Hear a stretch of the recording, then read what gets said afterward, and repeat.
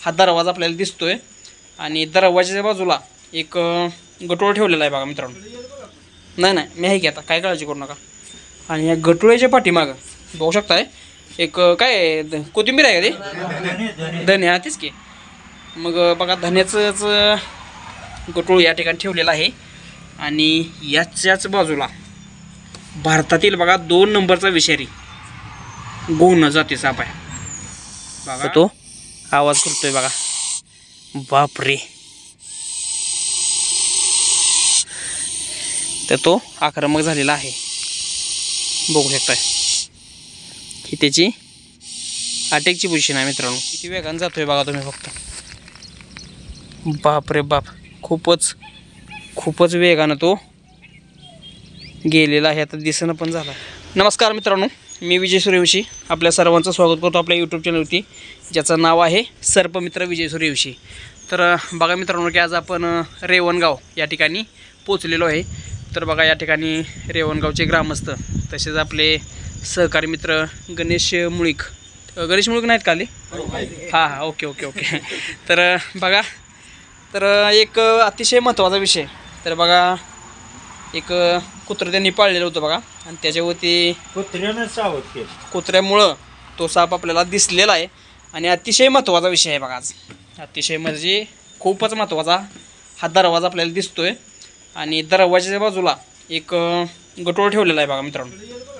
नाही मी आहे की आता काय काळजी करू नका. आणि या गटोळ्याच्या पाठीमागं बघू शकताय एक काय कोथिंबीर आहे का ते धने तेच की. मग बघा धन्याचंच गटोळ या ठिकाणी ठेवलेला आहे आणि याच्याच बाजूला भारतातील बघा 2 नंबरचा विषारी गोवण जातीचा साप आहे बघा. अतिशय महत्त्वाचा आहे कारण दरवाजापासूनच तो वर पायऱ्या चढून वर आला आहे. अतिशय महत्त्वाचा विषय आज आपल्यासमोर आहे.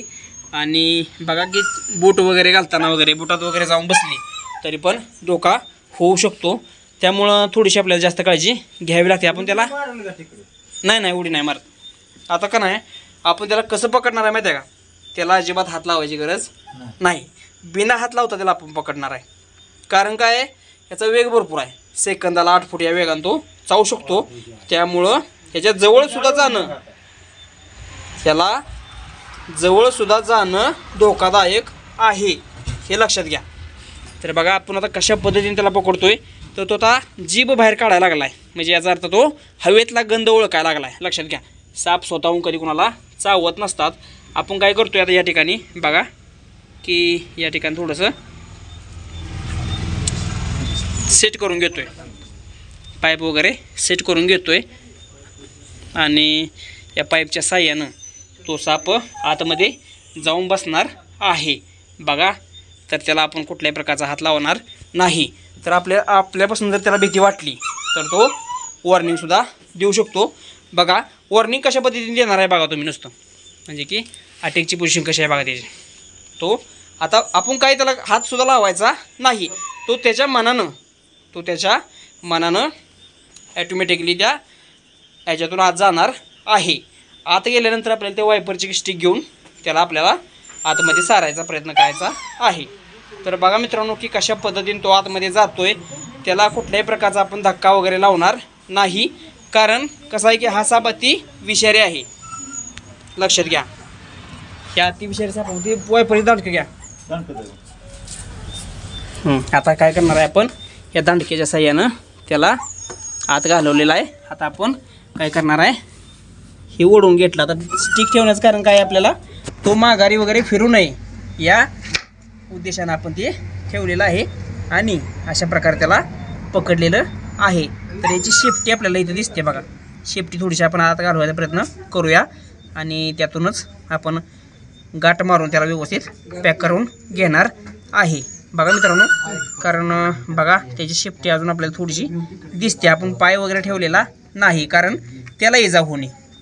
आपल्याला दुसरं काय करायचं नाही कारण ही अगदी सुरक्षित पद्धत आहे बघा मित्रांनो. आपण याला पकडलेला आहे. तर बघा याच्यामध्ये हेमोटॉक्सिन प्रकारचं विषाणू येतं. त्यामुळं हां आणि कसं असतं की आपल्या घराच्या आजूबाजूला जर असा साप आला ना तर तो काय आपल्याला चावायला आलेला नसतो, लक्षात आलं का. फक्त कसं आहे की ती खाद्याच्या शोधामध्ये बेडूक उंदीर काहीतरी खायला मिळेल या उद्देशाने ते आलेलं असते. फक्त आपल्याला काय काळजी घ्यायची आहे, आपला त्याच्यावरती पाय पडणार नाही याची दक्षता फक्त आपल्याला घ्यायची असते. बघा त्याला आता आपण व्यवस्थित आपण सुरक्षितपणे पॅक केलेलं आहे. आणि तर बघा गणेश भाऊ मुळीक यांचं मनापासून धन्यवाद. बघा त्यांच्यामुळं हा साप वाचलेला आहे, कारण त्यांनी आपल्याला कॉल करून बोलवलं होतं. लक्षात घ्या, आमचं काम फक्त सापाला पकडणं आणि सोडणं इतकंच असतं. खरंच जीव वाचवणारी माणसं कोण आहेत तर ह्या घरातली माणसं आणि गणेश भाऊ. तर बघा त्यांच्यामुळं हा जीव वाचलेला आहे. तर हा अतिविषारी साप असल्यामुळं आपण त्याला फॉरेस्टमध्ये सोडून देणार आहे. धरा कॅमेरा, मी देतो पण त्याची गाठ मारतो.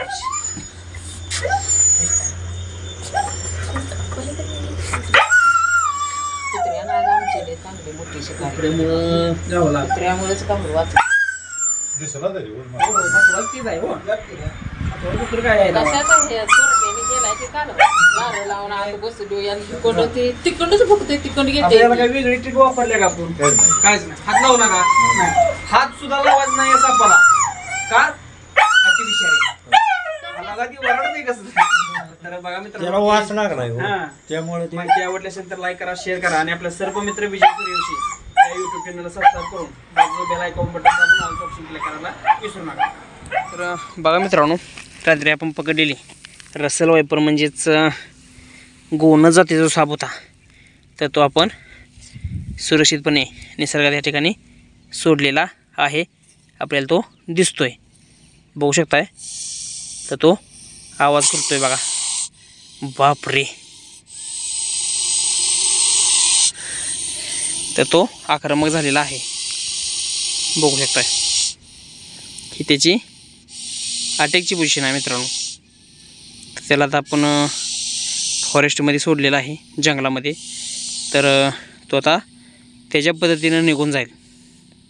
कारण कसं आहे की ज्या वेळेला तो अटॅक करण्याच्या पोझिशनला येतो त्याच वेळेला तो असं हे करत असतो. बघा आपण त्याला घालवण्याच्या तयारीत आहे. तर तो अटॅकच करण्याचा प्रयत्न करतोय बघा मित्रांनो. तर तो जाईल बघा त्याच्या मार्गानं, बघू शकताय. तर तो कशा पद्धतीनं हळूवारपणे निघालेला आहे त्याच्या दिशेनं, बघू शकताय. पूर्णपणे जंगल आहे आणि त्या जंगल भागामध्ये तो किती वेगानं जातोय बघा तुम्ही फक्त. बाप रे बाप, खूपच वेगानं तो गेलेला आहे. आता दिसणं पण झाला आहे, बाप रे, गेला पण तो. तर बघा मित्रांनो, तो अगदी सुरक्षितपणे निसर्गाच्या सानिध्यामध्ये निघून गेलेला आहे. तुम्ही बघू शकताय डोंगरदऱ्या या ठिकाणी दिसत आहेत आपल्याला. तर बघा मित्रांनो की अशाच प्रकारच्या व्हिडिओसाठी आपल्या चॅनलला सबस्क्राईब करून बाजू बेल आयकॉन बटन दाबून ऑल ऑप्शन क्लिक करायला विसरू नका. जय हिंद, जय भारत, जय महाराष्ट्र मित्रांनो.